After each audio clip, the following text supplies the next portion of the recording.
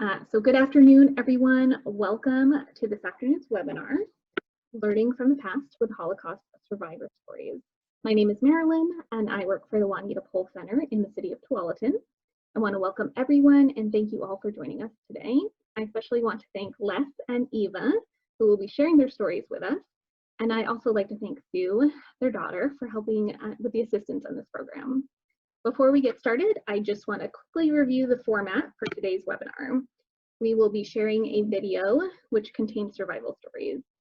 I've gone ahead and provided a transcript for anyone who would like to follow along with the video in case there's any issues with sound or anything like that. Most of you probably received it in an email yesterday.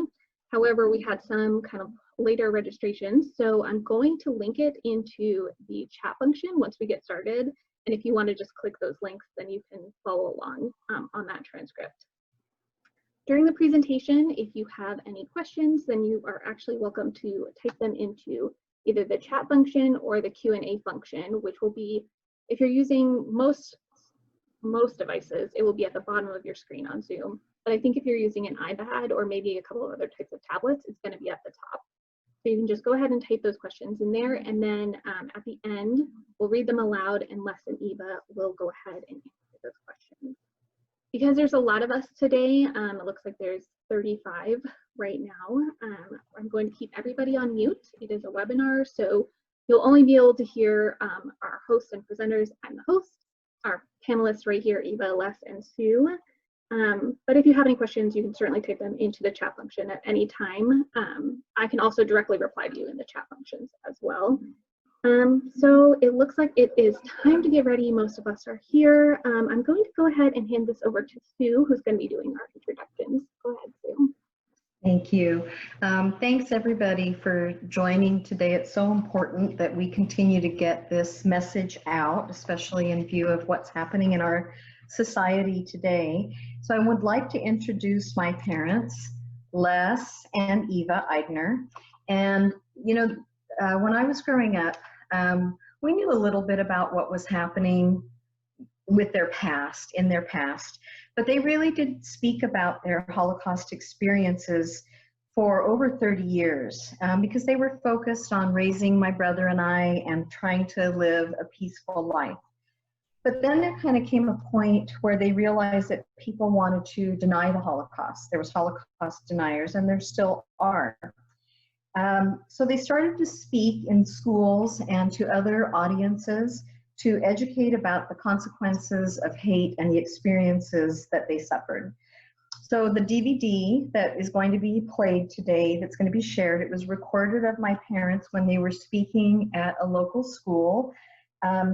This was a few years ago. So after their presentations, as Marilyn said, they will be open to questions. You can type them in on the chat function. And I just want you to know that for me, these two people are my heroes. So I hope that you enjoy their presentation and learn something from it, and we'll see you on the other side. Thank you. Are you guys ready for me to start up the video? Mm-hmm. Okay. I'm going to go ahead and start the video here. You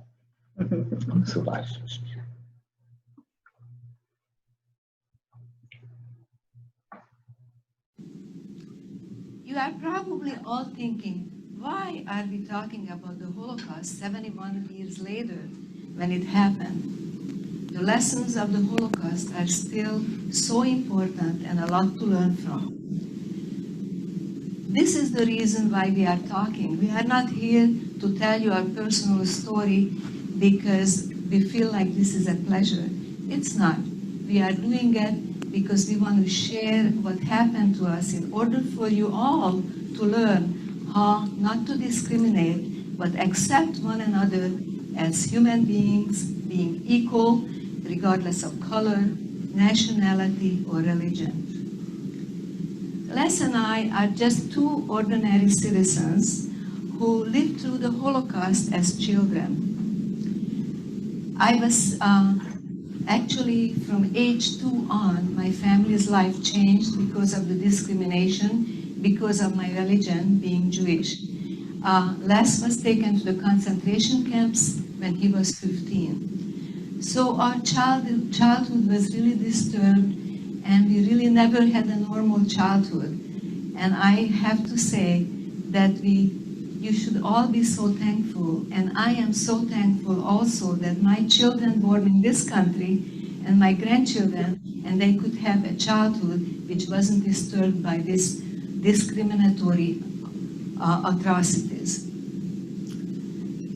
11 million people were killed during the Holocaust, and they were 6 million Jews and 5 million others. The reason, like I told you, we were discriminated against because of our religion.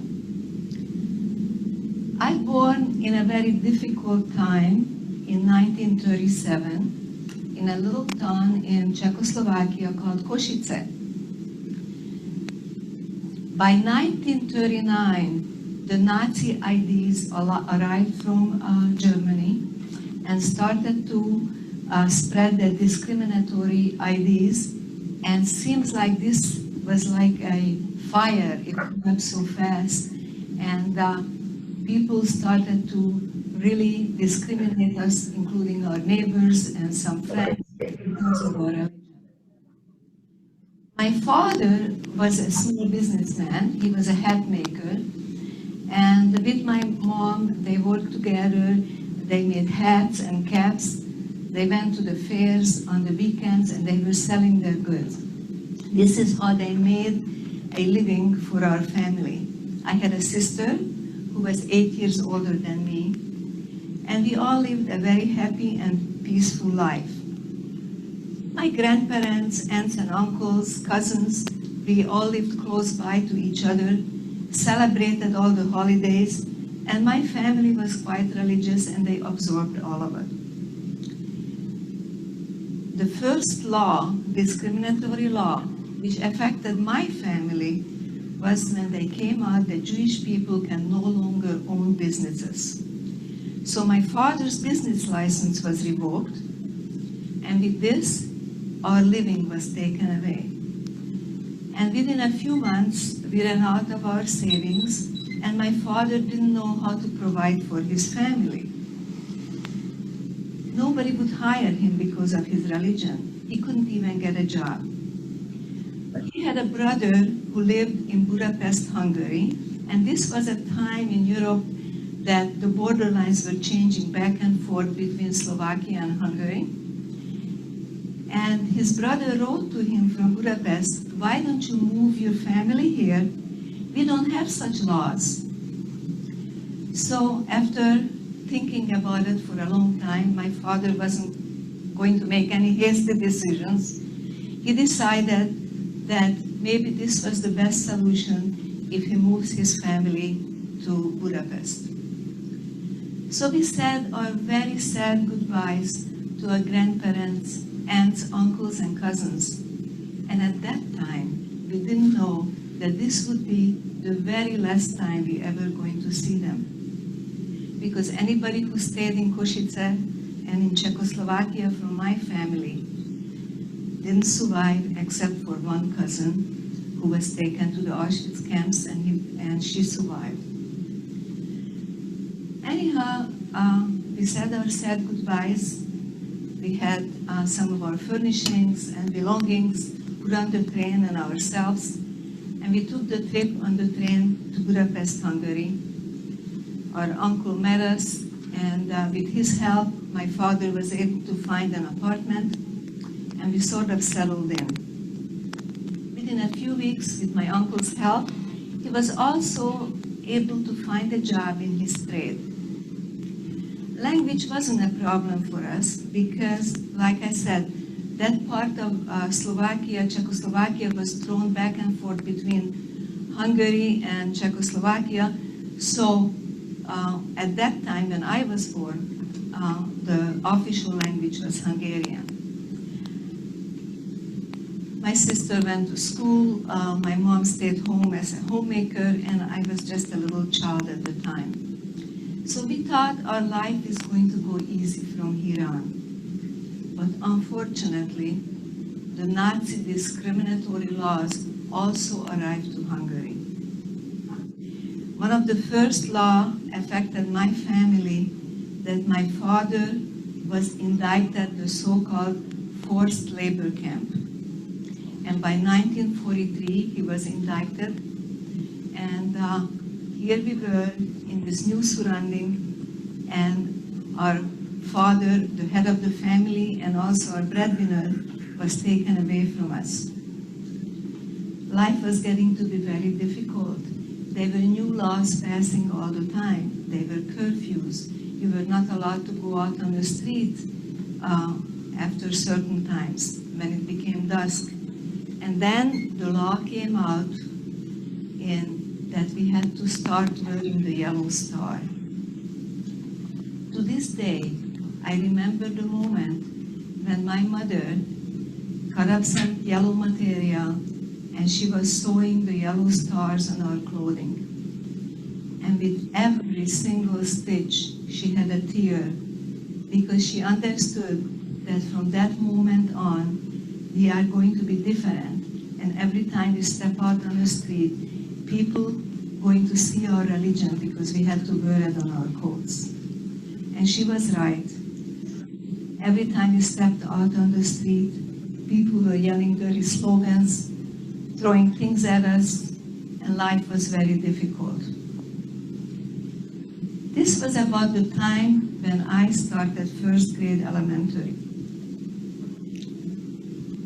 Every morning in our classroom, we had to get up and say the Hungarian national prayer by the Hungarian flag.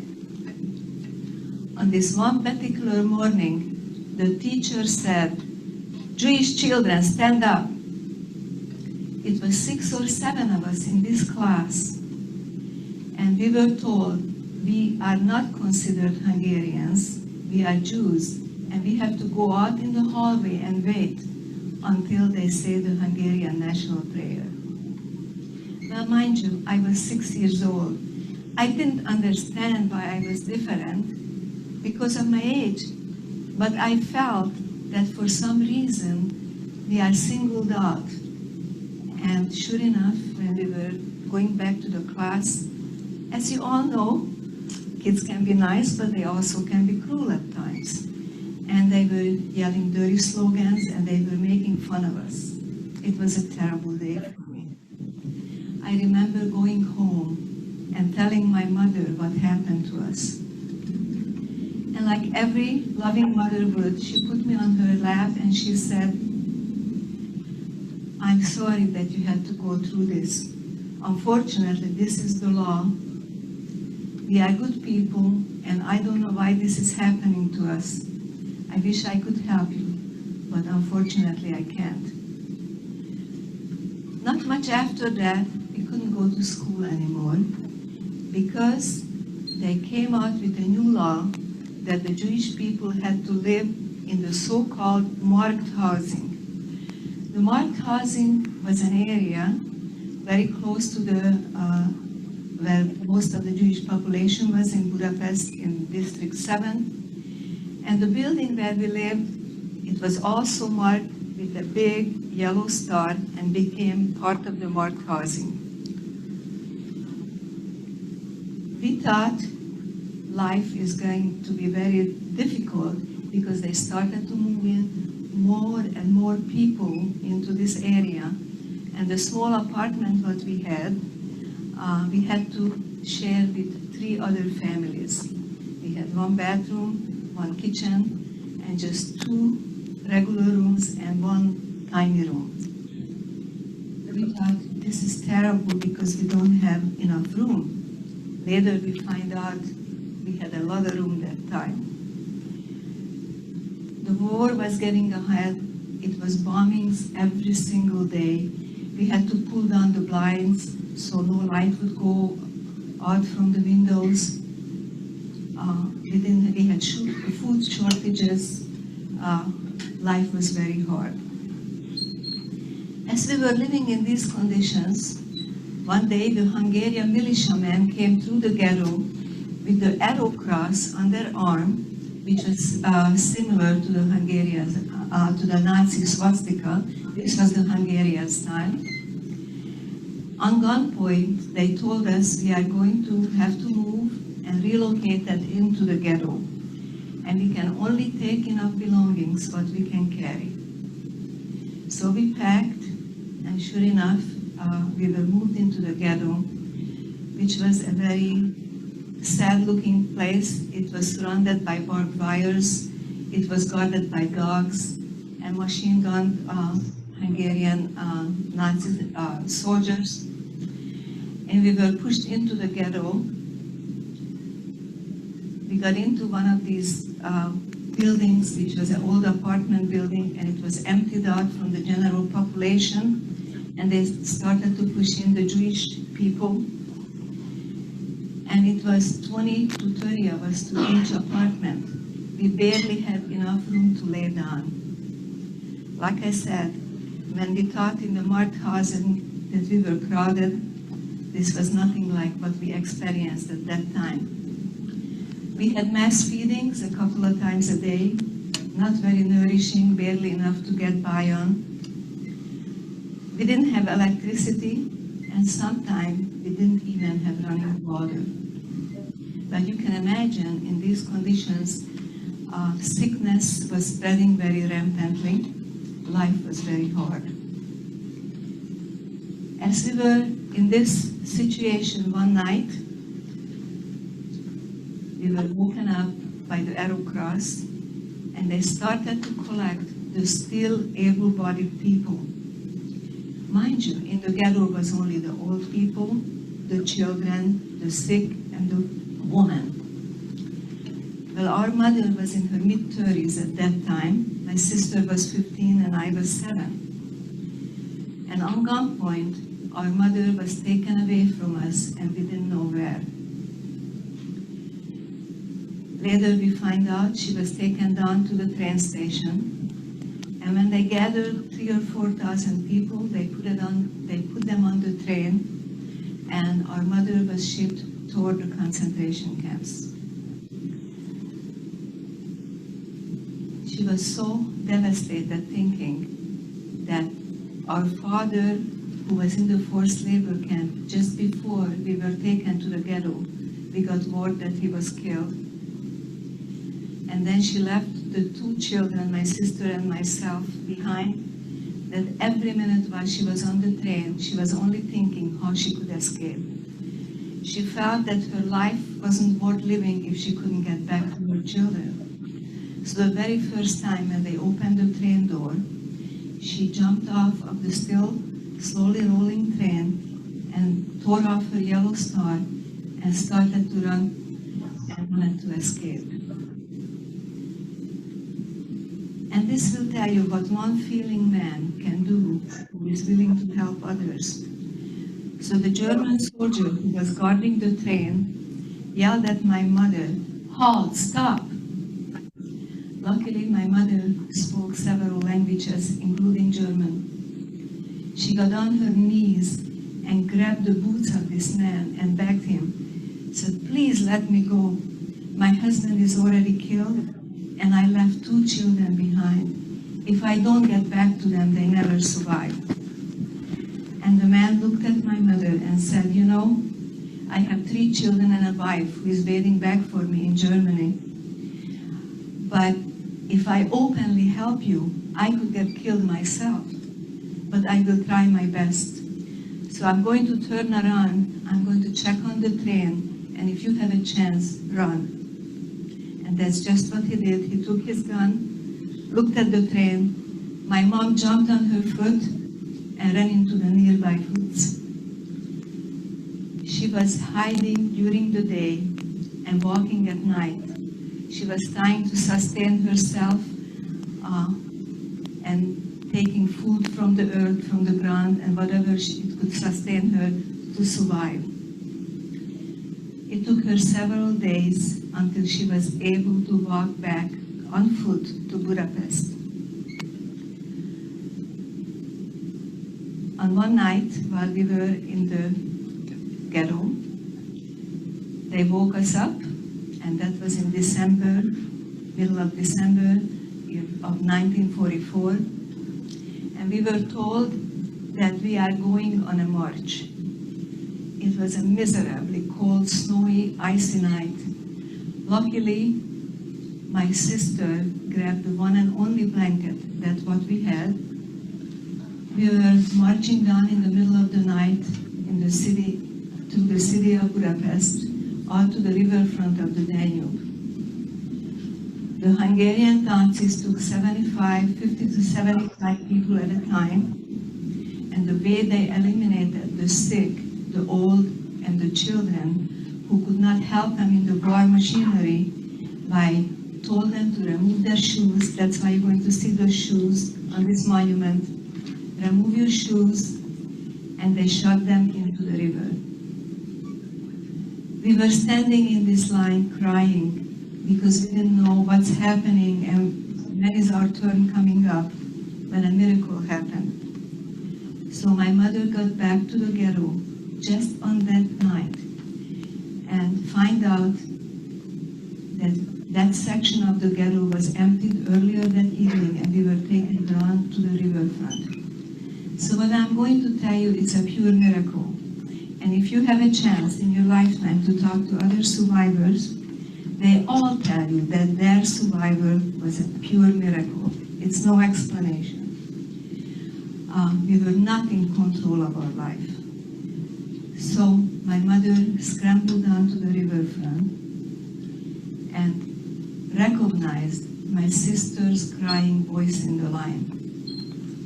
She only had one thing left from our past, her wedding ring.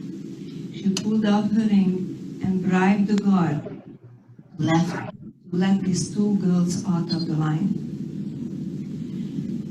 The guard said, Jewish children cannot wander around the city. He took the ring. He says, they have to go back to the ghetto. They were ushered back to the ghetto, and this is how we survived. Just 3 weeks later, on January 18th, 1945, the Russian soldiers came into Budapest and liberated the ghettos. They opened the gates and they told us, we are free to go. Nobody wanted to believe it, that this is possible. We had so many lies and so many things happened to us. People were scared to go to the gates. But slowly, one by one, people went by the gates and they realized, yes, we were free to go. So my mother and sister gathered me because I had dysentery so bad I couldn't walk anymore. And very weak, and all of us from the malnutrition. And we started to walk back the few blocks to our home where we lived before. We got back to our apartment and we find nothing. Everything was taken away and pilfered away from us. We didn't even have a pillow or a blanket to lay down on.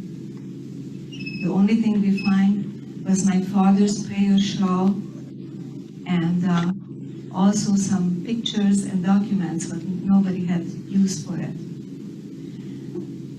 My mother, as you could see by now, she was my hero. She gathered my sister and myself together and she said, children, listen to me. We lost so much.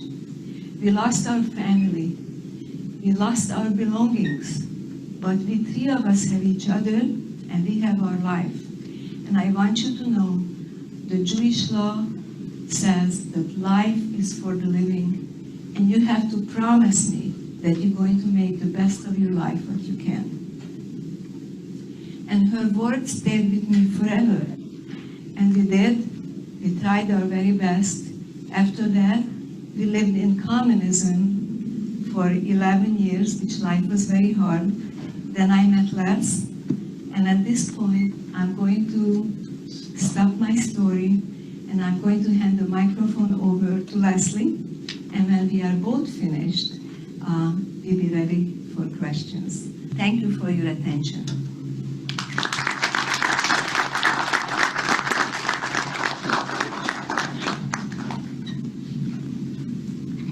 Good morning. When I talk about my experiences, I will repeat many of the things what we've already said, because it was the same situation. For over 40 years, we didn't talk about these things. We wanted to put that behind us and raise a normal family. But in 1989, the deniers came out, and they said Holocaust never happened. That made me so angry that we decided we have to talk about it. Whenever I talk to a dozen people, now we're talking sometimes thousands of people. For the last 27 years, the greater generation, your grandfather or great-grandfather, were my liberators. Without their effort and sacrifice, I wouldn't be standing here today. I'm greatly indebted to them. As Eva said, 11 million people perished in the Holocaust. 6 million Jews. Among the 6 million Jews, 1.5 million children under the age of 15. 5 million people were Polish people, political opponents of Nazism, and so on. Unfortunately, genocide didn't cease happening. It's still happening all around the world. Cambodia, Rwanda, Darfur, Bosnia, and now it's Afghanistan and many other places of the world. Maybe not in the same scale, but still innocent people being killed because of their differences, different religion, different ethnicity, and so on. I'm here talking about these experiences not to make you feel sorry for me. It is my duty. It's not my pleasure. It's my duty to talk about it, because all the 11 billion people who perished in one of the biggest genocide in world history, it happened, and it has to be known by the future generation. In 1939, I was a 10-year-old boy living in Czechoslovakia. Same thing happened with me. My father was a small businessman, and his business license was taken away. In this little town I was living, I was going to school and coming home. I was chased and beaten many, many times because I was a Jewish kid. And this anti-Semitism was always around us. Because of my father's business license was taken away, he was forced to move out of the town, couldn't get employment being a Jew. They moved out to outskirts of Budapest. My father settled down. I stayed behind with my grandparents to finish my elementary education. 1943, I followed my parents and went out to Budapest. And because higher education was not allowed for Jewish kids, my father took me to a machine shop. I became a machine imprinter. Started learning machine shop. Same year, my father was taken to the forced labor camp, to the Russian front. So we stayed behind with my two sisters. My older sister was 16, my younger sister was 8. And we were ordered to wear the yellow star. When we were ordered into the ghetto, as mentioned, my mother, it was June 1944, and 1944, the American Allied forces landed in Europe, and my mother said to me, "It won't be long, we'll be free again." Well, it was an understatement. It was just, the worst of it just was coming. We were in a ghetto when a militiaman with the arrow cross on his arm came to the door and took my sister to a factory where she had to work as a slave laborer. So my mother, my 8-year-old sister, and myself were in the ghetto again. We hardly unpacked. We were there a month. They ordered us to pack and be ready in 48 hours. But we pack only what we can carry.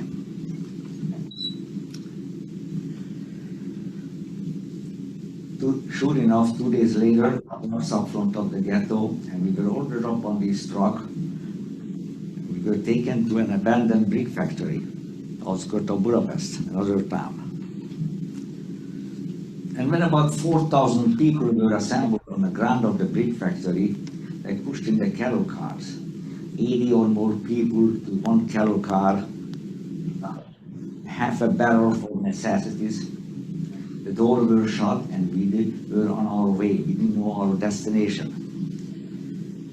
This is the condition we arrived to Auschwitz. Many of the older people never made it. We were ordered out of the cattle cars and we were told, leave your packages, you'll receive them later, which was a lie. We were out from the, when we were ordered out of the cattle cars, we were separated. Man, able-bodied man, woman, older people stayed behind. And when I looked back, I saw my mother and my 8-year-old sister the last time. My little sister gave me a faint wave. My mother turned her head away.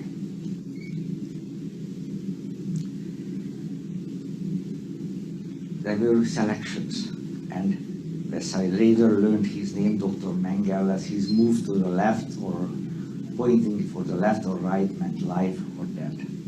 I went into the camp. They shaved our head, they took our last belongings.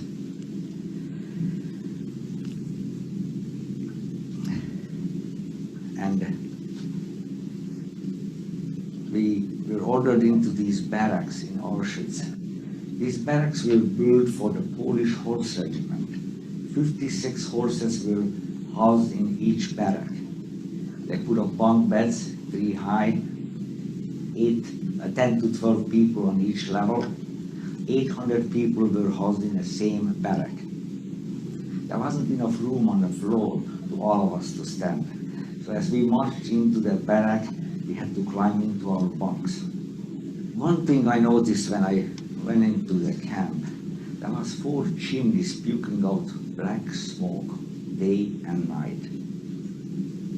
And I naively, being a 15-year-old, told one of the older fellow, this must be the bakery.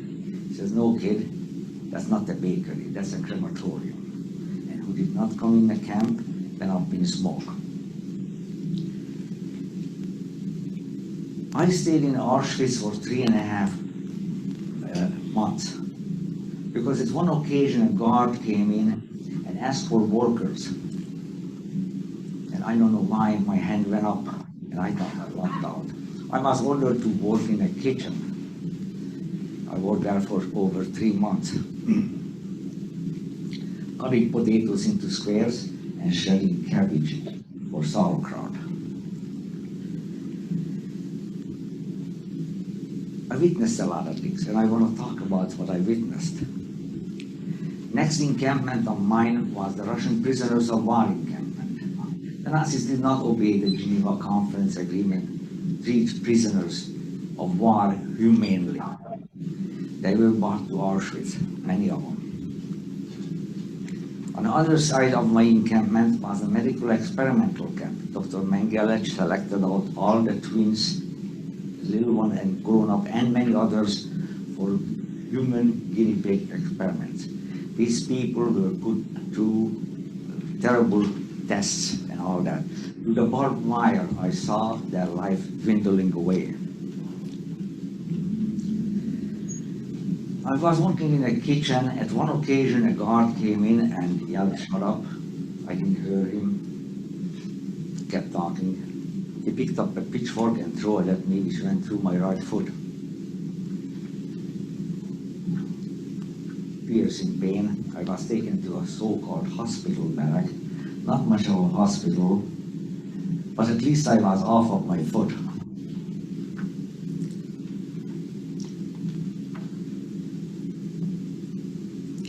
I was in this hospital meeting, and Dr. Epstein, a prisoner himself, he was the head of this hospital from Prague.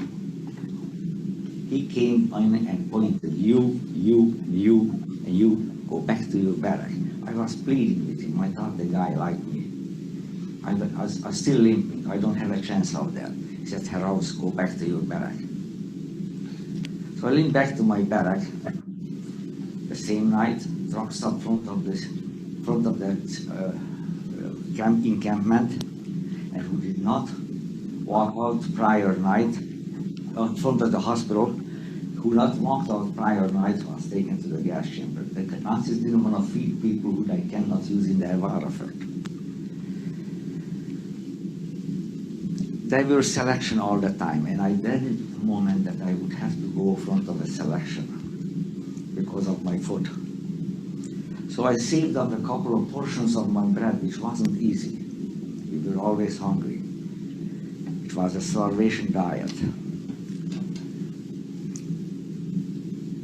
And I offered this couple of portions of bread to a young man who was already selected into the transport, tattooed and everything.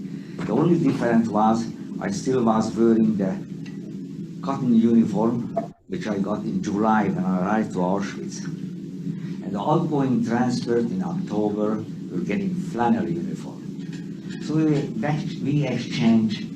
This young man took the bread I offered it to, and we exchanged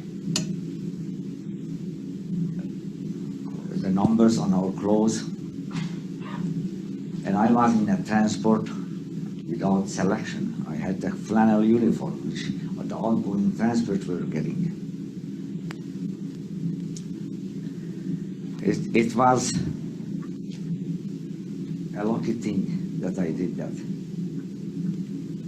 I was in a transport and I was taken out from Auschwitz without selection to another camp deep into Germany by Landsberg. We were working on a big project, a big hangar-like building, 950 feet long, 250 feet wide, and 5-story high, 10-foot thick concrete roof. 30,000 people were working on this project. 15,000 perished in the following 5 months. Count my blessing that I wasn't one of them. I was in Landsberg and working on this project, and we were there maybe 4 or 5 months or something like that. It was very hard work, but we were starting hearing the Allied forces from the distance. We hope that they will come in time and liberate us. They stopped the work, and we were marching about 5 kilometers to the next encampment, Kaufering. As we were walking outside this German town, people from the windows and from behind fences threw food into our line. They saw our condition and they shared a little food what they had. These were German people. They did that even endangering their own safety, because the Nazis did not allow any sympathy toward the concentration camp inmates.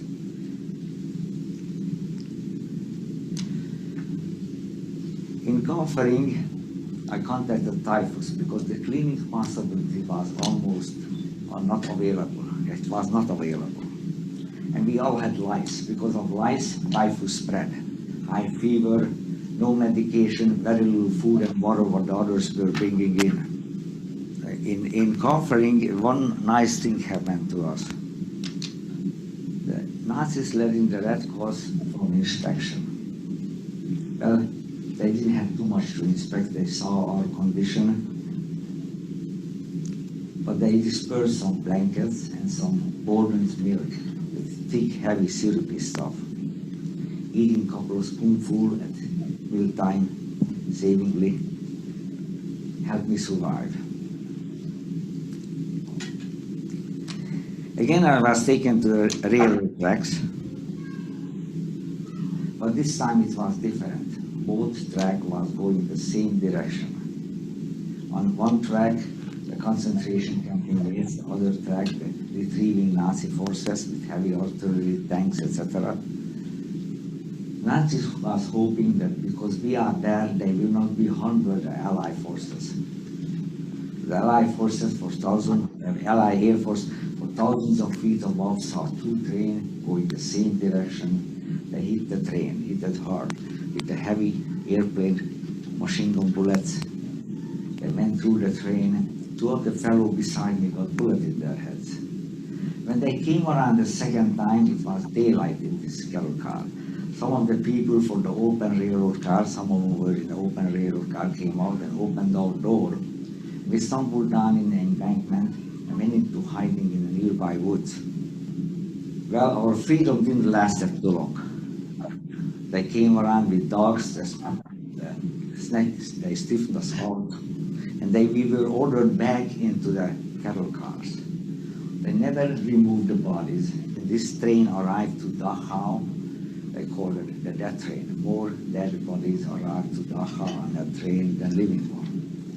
I was one of the lucky ones, again, my blessing. I arrived to Dachau, and as we marched in, well, I could call it a march. We were hanging on to each other, because by that time I was about a 75-pound walking skeleton. But April 29, 1945, the 7th Army liberated Dachau. It was my most glorious day of my life. We cried and laughed at the same time. We got plenty of food. I remember getting a can of corned beef, sparingly eating, because I wasn't sure if I get another one. And that was my life, not because I was smarter or better. Some of the people who ate too much of the rich food, they never made it. I was put into a field hospital, this time a real hospital. White sheets, caring people. It was a wonderful feeling to be cared for. I was in this hospital maybe a month or so to get back my strength so I can walk on my own.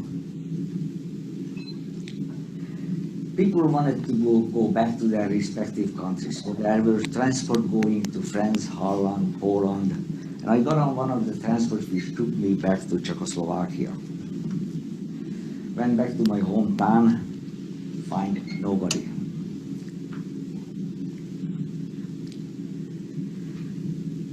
Then went up to Budapest and went to the factory where my sister was encamped. And one of the fellow who I knew told me, your sister was taken to the railroad station.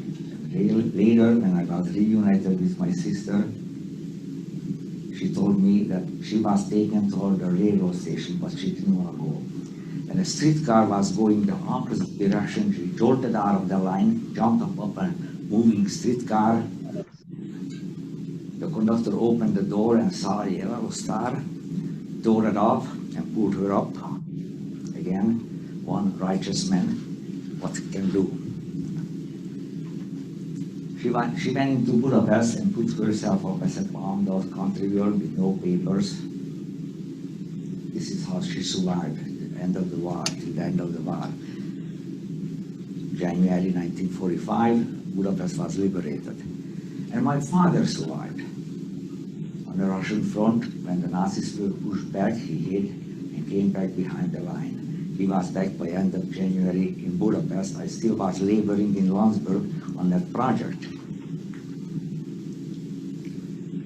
3 persons of my family, not too many survivors can say that 3 persons of the family survived. It's helped me keep my sanity. But we were living under communism. It wasn't as free as it should be. I had many years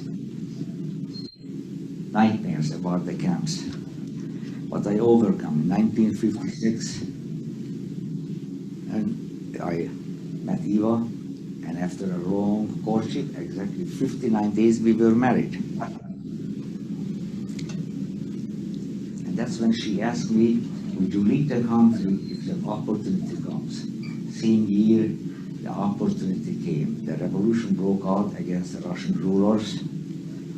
People wanted freedom. That's when we decided to escape. And in knee-deep snow, we walked over to Austria in 1956 winter. oriented toward the United States. My father remarried by then, and my stepmother's son was in a camp and settled in Portland, 1946.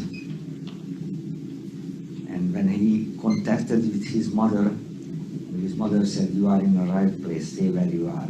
And that's why we oriented to the United States, and we settled in Portland, 1956. 57 actually, we arrived. I still have a lot of anger in me, what I must did to my family. Almost 90% of my family perished in a Holocaust. But I do not hate.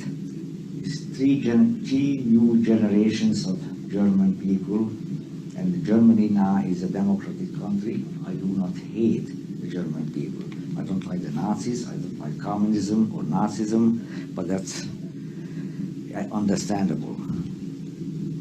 My life is, my outlook in life is still optimistic. I try to raise my children, and I hope I did right, and I think I do. We had 2 children, 1 son and 1 daughter. My daughter lives in Tualatin, blessed us with 2 grandsons. They just got married last year, both of them. And my son got married later, and we have 2 13 and 8-year-old grandsons in California. And I have to tell you, I do not take things granted. I still appreciate the freedom which is what this country can give me. Thank you for listening.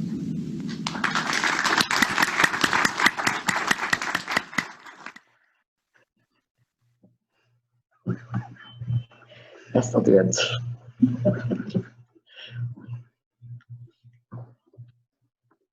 Okay, so we're gonna go ahead and open it up for questions now. If you have a question, please feel free to type it into the Q&A section or into the chat box.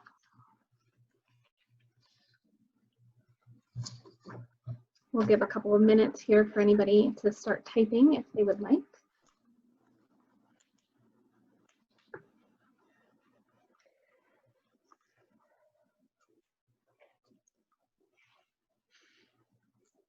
Eva, Les, do you have anything to say while we're waiting for questions?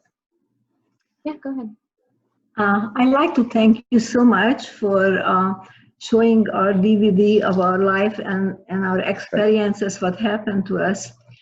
And even though we're living in a very difficult timing right now with the virus and all what's going around us, we are still so thankful and feel so blessed that we live in the United States, because the best part of our life happened right here. And there is not a day that we don't feel that life is good, and we're just taking one day at a time, even at this time of the COVID virus. So what I like to express to our audience today, don't ever give up hope. That is so important, that we can look forward to a brighter and better future. And if we can do that, not just for us, because we are getting, older, or old, I should say, but for our children and our grandchildren and great-grandchildren, that they should have a better future. And I think this all will have to solve and have to get our life back like it used to be. Thank you, Eva. And we do have a question. Someone has requested, can you tell the story of leaving to come to the US in the forest during Christmas? Thank you. We escaped in Christmas Eve of 1956 from Hungary, from communism, because by that time, the Russian troops came back and took back Hungary from the revolution, and we felt that all the oppression, what we had before, and all the loss of freedom which happened before is going to come back. So we decided that we want to build a family, but we want to build it in a free country. And so with my husband's father, his stepmother, and Les and I, the four of us, took off. We took the train from Budapest. We went to a border town, and when the border guard came up and they asked us where we're going, and we said we are going to celebrate the family with some family here in the border town, the holidays. And I guess we looked very honest because they let us go. And my mother-in-law wasn't in good health, and she couldn't walk in this difficult snowy terrain, and we didn't exactly know where we were going, when a farmer pulled up with a wagon and a couple of horses, and I guess they were very used to seeing people already at the borderline trying to get out. And he just plain asked, "Are you escaping?" And we said yes. And I guess that was a big chance to take. So he took my mother-in-law on the buggy so she didn't have to walk any further, took us into his home. And this was dusk. It was the evening toward getting close to Christmas. And he took us into his barn, and it was already 18 people by the time we got there, assembled together. He gathered together to help to the border. He offered us sheets. Of course, we gave him the last pennies what we even have left, some Hungarian money, because he said it's snowy out there, you need to cover up with a sheet, which we did, because the Soviet troops were throwing up flares, and it was like daylight in the snow. So we walked out. It was 13 adults and 5 children in this group, and they were so quiet. They knew that they just better not make any sound. And we got out there, and all of a sudden we were not sure anymore if we already crossed the border or not. The flares were up. We were hovering under the blankets. And then When you have to say that how you pulled Grandma. And yes, we had to pull my mother-in-law. She had a little suitcase, and Les took off his belt and his father, and we pulled her like it was a sled because she could no longer walk in that deep snow.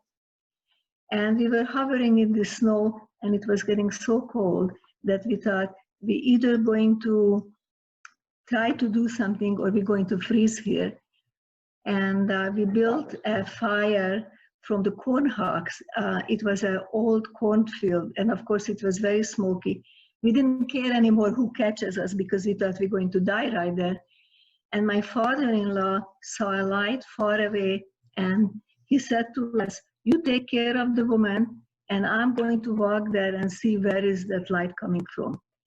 And he walked over there, knocked on the window, and they answered in German, so he knew we were in Austria. And the people woke up, the whole town. They rang the church bell, and people came out with sleds and with trucks, and they took us into the school building. They had a little potbelly stove. They cooked some tea. They bought all kind of goodies. And this one little lady came to me. She said, "I don't have too much to give, but I give you a pair of nylons." And that was the first pair of nylons I ever had. I so remember that. And they put down straw in the classrooms. I don't think we ever slept any harder than that night. And from there, we were taken into a place where a lot of refugees were housed. Actually, it was in an orphanage. And from there, we oriented to Vienna. And by fortune and luck, my husband's stepbrother already had an affidavit of acceptance on the consulate, and we were able to come to this country on the very last boat, which was allowed by a troop carrier, which was allowed by President Eisenhower for 5,000 more Hungarian refugees. So when I'm telling you this, don't ever give up, because our life was nothing but miracles all along. We escaped so many close calls. Thank you for the question. Thank you for the answer. It's a long answer. No, it was good. It's a good story. We have a few more questions. The next one is, they ask, did either of you have a chance to get a higher education either in Hungary or in the US? Well, at the time when I was living in Hungary, the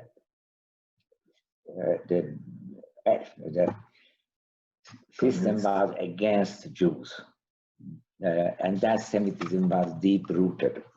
And because of that, higher education was not really available for Jewish boys. So my father took me to a machine shop, and I started learning machinist. And so now, at that time, I started learning machine shop.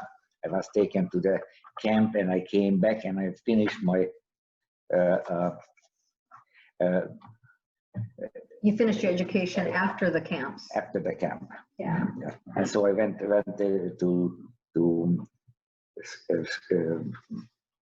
trade school. I finished my education. And you were a machinist for your entire career, even here in this and country. then just about, but I got a job here at Tetronics as a model maker, and I was building prototypes with engineering. So by that time I was okay machinist. In the communist era also, we had a double whammy. We were not allowed higher education because of our religion during the Nazi regime, but under communism, unless you were a party member or your family was party members, your chances of getting a high education was difficult. Now, Les had a couple of years of night school of engineering in Hungary, but when we met and escaped, that ended. So he didn't finish that, but he had a couple of years behind him. And when we came to this country, we came penniless. It was a very hard time to get started, and we took all kind of manual jobs. But I always wanted to work in cosmetology. I always wanted to beautify people. And so I had a chance. I got a working scholarship here in Pacific Beauty College, which was in downtown Portland in Morgan Building at the time. And I had a working scholarship, and I finished, and I feel that I was very successful at my profession. And I did that for 25 years until I became very allergic to the products. And so then I became working for US Bank, and that's where I retired from. Thank you. We do have a couple more questions. Yes. And the next one, this person says that their father was one of the physicians that gave medical care for 5 weeks at Dachau after the liberation. They are asking if you remember if you were in the 116th evacuation hospital. Do you remember? I'm sorry, I'm going to repeat for Les because he's hard of hearing. Not the best. Do you remember the number of the hospital barrack? Because one of the viewers' father worked at the 116th barrack helping. Well, 116 no, hospital. I was 15 years old, and when I was liberated, I was really Not well. 75 pounds, and I was just barely living, and I did not make contact with even with the liberator soldiers. We just were, when we were liberated in Dachau, we cried and laughed at the same time. It was the best day of my life. I know that Dad has said in the past that the first couple months kind of just went by in a blur because, you know, all the refeeding syndrome, and, you know, there was delirium, and he was recovering from typhus, and just so many things that that time he was just struggling to get by. So unfortunately, I don't think he remembers the physicians or which barrack. No. Thank you. And then we have just one more question.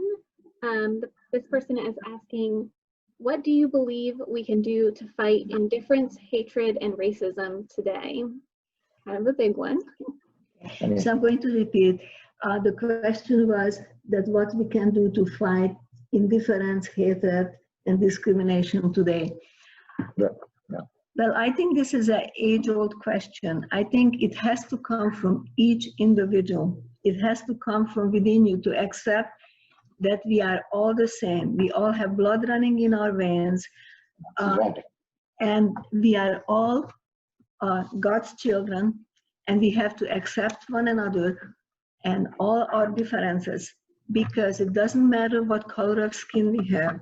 You give a person a chance, or what nationality you are, or what religion you are. If you give a person a chance, you give them a chance to educate, to learn about the world, and have the basic needs, what we need to get by, that's all we need. We just have to accept one another. We have to love each other, because when you show love to one person, hopefully you get it back. When we talk in schools, I always tell them, it's so much nicer to learn to love each other than to hate. That's a lovely sentence. Thank you. All right, we have one last question, and the question is, are there any more nightmares? Do you have any more nightmares? You do? I do occasionally. When for the last 30 years, actually 1960 to 1990, we were speaking to schools about our experiences. And it wasn't easy to really, even now, I heard my story myself. It's affected me. It still affects me to learn, to see what experience I was put through. So you do occasionally have a nightmare. Yes. I do remember my dad saying that one of the things that helped his nightmares was when my brother and I were born and he was starting a new family. Yeah, that's right. I'm sorry. I just. No, it's okay. So, but that was kind of your focus. When we shifted. created a family, my direction changed, and I stopped having nightmares.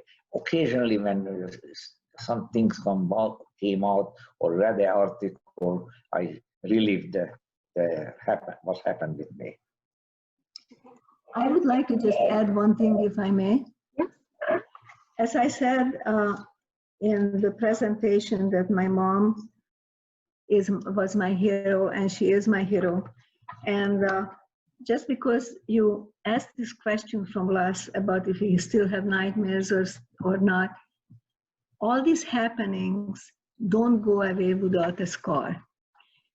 My mom, who was all her life a very positive person, and she wanted to make sure we have a good life, and she always edged us on. You know, I was able to bring her out to this country in her 60s. And everything went fine until she started to get older, and these memories were haunting her, were coming back. She started to save food and hiding it all over the house and escaping and running. And I says, Mom, why do you have food in your bed? She says, I'm saving it for my starving children. I says, why are you running? I'm looking for my children. So what I want to say, that you think you overcome completely, but when people is brutally treated, it's so embedded that sometimes it's hard to completely overcome. And I just feel so thankful that we have each other, and we have this beautiful family of ours who is so supportive, and I think that's what keeps our sanity. You should mention also what else you've done for the city of Portland to kind of help with this. So Les and I worked 10 years very hard, and I was the co-chair of the project of create the Oregon Holocaust Memorial, which is in Washington Park. And if any of our audience haven't been up there yet, summertime is especially a beautiful time to go up there. It's a very well recognized memorial, even by Washington, D.C. And we worked on it for 10 years to create that and raising the funds. It didn't cost the government any money. It was all funded, even by school children. I think with their pennies. Some of the kids where we talked, they donated a few cents to make this possible. And I'm so proud and so thankful by one of our survivors who is no longer with us. Her name was Alice Kern. She suggested that we should start a memorial, and then 6 of us started to work on that as a coalition, and even many city officials got involved, and this, Portland gave us the site in Washington Park, and they donated some cobblestones and different things to this to happen. And it's a beautiful spot. It has well recognized and checked history on the walls, written by a local professor who was teaching in Forest Grove in the college. So I'm just very proud that this happened, and we love to go up there. And It's very peaceful. It's not horrific at all. It's contemplating, and it's a satisfaction for us when we see people coming and seeing the history and reading the names. And there is 14 quotes and messages from survivors on the walls, and also hundreds of people engraved whose family lived in Oregon and they were killed in the Holocaust. And so that's something that people can do even now during the time of COVID, because it is an outside experience. If you want to go up there, it's close to the Rose Garden, and on a nice day, it's kind of a nice retreat to go. So. Thank you. Also, if any of you want to learn more about Holocaust history, the Oregon Jewish Museum Center for Holocaust Education, they have a website.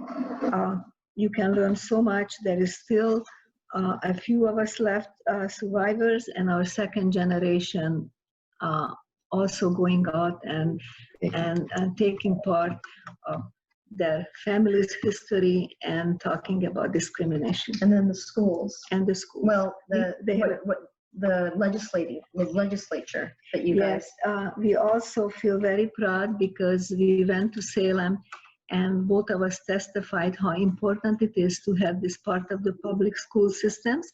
And yes, we were voted that Oregon has a mandatory Holocaust education now. I feel so thankful for that.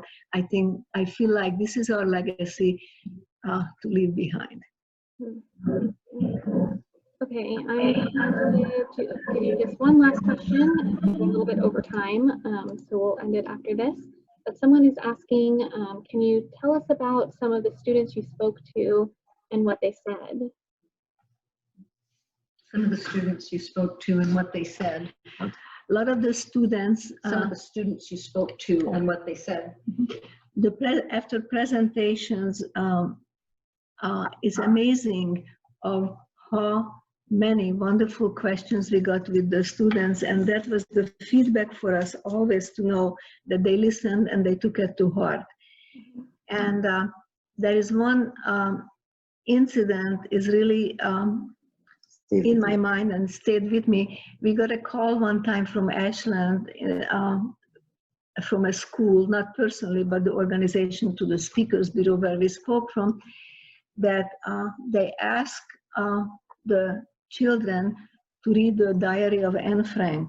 And the whole class read that article, read this book, and they had to make a book report. When the book report was turned in, one child didn't write a book report. It just said, "I hate Jews."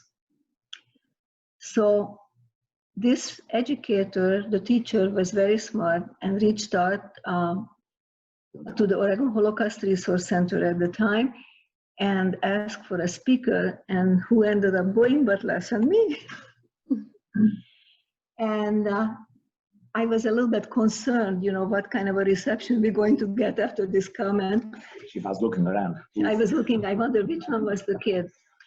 It turned out to be the most positive experience for two reasons.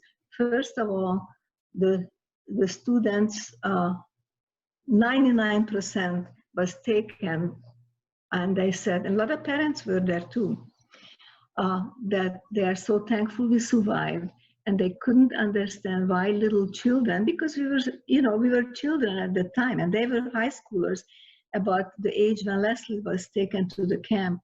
And they said, we can't believe that you were taken away from your family, and we don't know how we would make it through. and it was very positive questions, and My blessing every day. it made us feel good that they understood what happened. But also this lady jumped up who worked in the coffee shop, and he said, "Children, listen." He says, "Mr. and Mrs. Eigner, telling you the truth. My uncle came back. He was a World War II veteran and a liberator of Dachau. And he brought back footage, and I have pictures of what he took, but he was never able to be talking about it, because when he saw what was going on in these camps, and he says, you better take in all this what you heard today, because there won't be too many more survivors who can tell you this kind of experiences, what happened, and it's all from hate."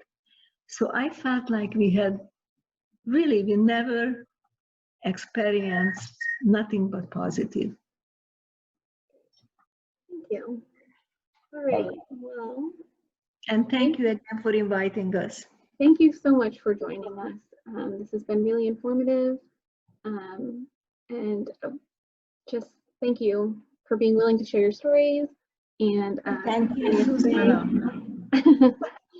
and just thank you. We had some people who wanted to express thank yous as well in our chat. I'll forward you that after this is over. I'll send it to your email. So Thank thanks you so everyone for attending. Thank you to our presenters. Have a wonderful day.